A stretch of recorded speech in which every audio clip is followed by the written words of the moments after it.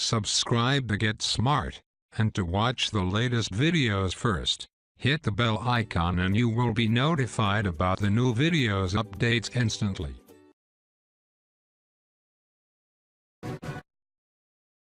Hi and welcome into the lesson 7 best chess opening traps. These traps are really easy to learn and therefore you'll be able to apply them in your chess games right away. Let's begin with the first one. It's a trap for black side, so you start playing Sicilian defense, and then here after those first very common moves, you play knight to f6. And here it seems really tempting for white to push his pawn forward, at the same time chasing your knight away. Actually, even strong opponents fall into this trap. I won a couple games myself, just in this way. And if white makes that move, the move which you provoked, the move e5, then you have the double attack, queen a5 check, with the double attack opponent's king and the pawn. And therefore, after white plays any move to cover his king, for instance knight c3, you just grab the pawn and you're the pawn up. It's important to notice here that even if your opponent does not fall into the trap and plays a normal move, for instance knight to c3, then your position is not corrupted. The game goes on, you can play d6 for instance, or turn off your knight, or make any normal move, and therefore the trap that you tried to set didn't harm your position in any way. That's also one of the important criteria for the traps that I've chosen for you for this video lesson. Alright, let's go ahead to the next trap. Here's trap number 2. This time you're playing white, and actually you can execute almost the same trap as we have just observed. You start the game with an e4, and after your opponent plays c5, there follows knight f3, d6. Black is trying to play the knight operation, the most popular operation of the Sicilian defense played by Fischer, Kasparov, and many other great players. Here we continue with pawn to c3, preparing potentially the d4 advancement, which will build a strong center for you. If black tries to counterattack by playing knight f6, then it looks like he's attacking your pawn on e4, and you have to protect it. However, you can kinda overlook opponent's threat and make a blunder, so to speak. You play bishop e2, ignoring opponent's threat. And if your opponent happily grabs the pawn, then it enables you to execute a very similar feint double attack with a4, which is check to opponent's king and also attack opponent's knight. Once again, I specifically selected those traps that follow the same tactical motif, and therefore for you it will be easier to remember that. So just the last trap we observed, you were using the same trick for black side, here you use the same trick for white side. Therefore after black plays any move to cover his king, you just grab the knight and you won the game. Similar to the previous trap, even if your opponent does not capture the poisoned pawn, still nothing bad is happening with you. If your opponent is aware of the trap, if he does anything else like playing knight to d7, and now he's threatening to capture your pawn, you can simply protect it by playing pawn to d3, and your position is safe, everything's fine, you're gonna cancel and continue the development of your pieces, and everything is just fine. We're moving on to the trap number 3, which you can execute against Caro-Kann defense. And this is probably the most powerful trap of all in a chess game at all, because here, after black goes knight to d7, which is one of the common moves, another common way is bishop to f5, those are two most typical moves for black to play here.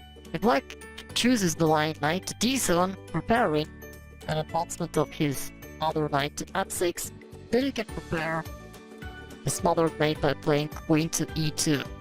And at first it seems that you're just somewhat developing your pieces, maybe preparing long castling, but if your opponent plays what he intended to play, with knight to f6, then you've prepared something really powerful, which is knight d6, smothered mate, and it's mating 6 moves, which is an extremely rare thing in the game of chess. Very beautiful position. If we take a step back, and let's say your opponent is aware of the trap and he does something else, so he does not let you execute your threat. Again, you didn't damage your position anyway, you'll just continue your development. You can go on with knight to f3, develop your bishop somewhere, and probably castle long side, so the move queen to e2, in a way, isn't useful for you. For instance, if your opponent goes pawn to e6, then you can continue with bishop to f4, which prepares two interesting things. One thing is that you're ready to go knight d6, which is kind of pleasant for black, because then after trade-off of the opponent's bishop, it will be difficult for him to castle.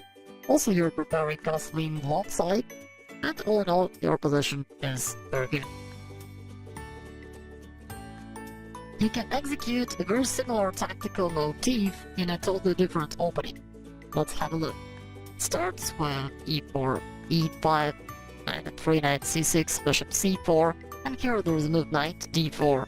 It's quite a well-known trap, and yet some players still are unaware they fall into it. At first it looks like just a blunder, because the pawn e5 is left unprotected, and it's tempting for white to grab the pawn. But if you do that, that really almost loses the game on the spot. You have purple for black, queen to g5, with a double attack opponent's knight on e5 and the pawn on g2. And then there are a few main moves that white can try here.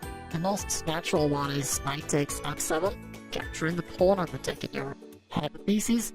But then you go with queen takes g2, and taking the rook at h1. And if white removes the rook from the dangerous square, plays rook to f1, then you can capture the pawn on e4. It is checked, but it has to play bishop to e2, and then you continue with knight to f3. As you can see, it's a very similar tactical motif, the same smothered mate that we have just observed in the previous example. Let's see what else can happen here after your move knight to d4. White captures the pawn, you go on with queen to g5, and here let's say white still goes knight takes f7, but queen takes g2. Let's see what happens if white, instead of moving the rook to f1 that we have just observed, what happens if white would take your rook at h8, what happens in this line. Here still everything's super good for you. You take white's rook on h1, which is check, the only move for white is bishop to f1, then you make another check, queen takes e4, once again white has to cover the king, then you take the pawn on c2, it is check, the king has to go to f1, and then with h1, checkmate. You see that no matter what white tries, he is just swept away entirely and you're winning the game very quickly and you totally destroy white. If you wish to know more details about the trap that we have just analyzed, you can find the link in the description below the video. We have a blog post about it where it's covered in greater details. And let's move on to another trap where, once again, the similar tactical motif can be executed. And this time it's also a somewhat even more difficult thing for black to play, because here, after bishop to c4, instead of going that little bit dubious move knight to d4, you can just continue with knight f6, the very classical line, and after white continues with knight g5, taking your f7 square, continue with d5, and after pawn takes d5, instead of other moves like knight a5, you have a tricky move knight to d4. And at first sight, it's really tempting for white to go on and execute his threat to f7 square, which he was trying to impose by his previous moves, and white could just push the pawn to d6. However, it's actually a mistake for white, because after queen takes d6, and white grabs happily the pawn on f7, hopefully hoping that he's winning the game, but it kinda lets you execute the same trick that we have already observed. Play queen to c6, with an attack the opponent's bishop on c4 and pawn on g2. And by the way, the bishop from c4 cannot just go away, because also the knight on f7 must be protected. The white captures the rook on h8, then you play queen takes g2, and this is something very well known for you by now. You're attacking the rook, and once white plays rook to f1, continue with queen e4 check, after bishop e2, it's a smothered mate, knight f3. Let's analyze one more line which may happen in this operation. White goes knight g5, you continue with d5, and then this tricky move knight to d4.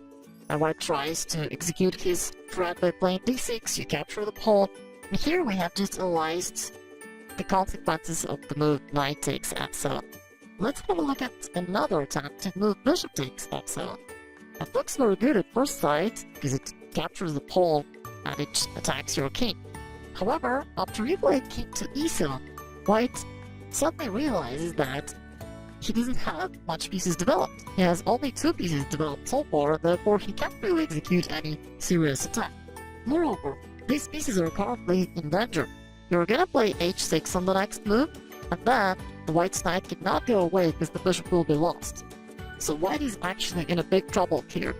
If he tries to retreat to save his minor pieces and plays something like bishop b3, then you just can't take this bishop, and then you start kicking away the knight by playing h6. After knight f3 you go forward with e4, the knight has to retreat very much backward to its original square, and now even though black is a pawn down, but you have a very active position, you can move the king to f7 to a more natural square, and you have quick development ready.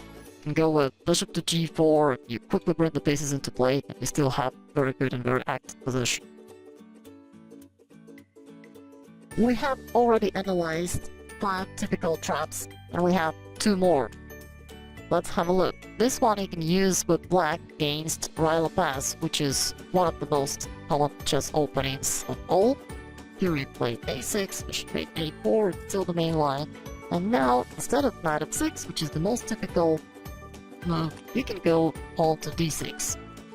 States used to play it that way, the first world champion.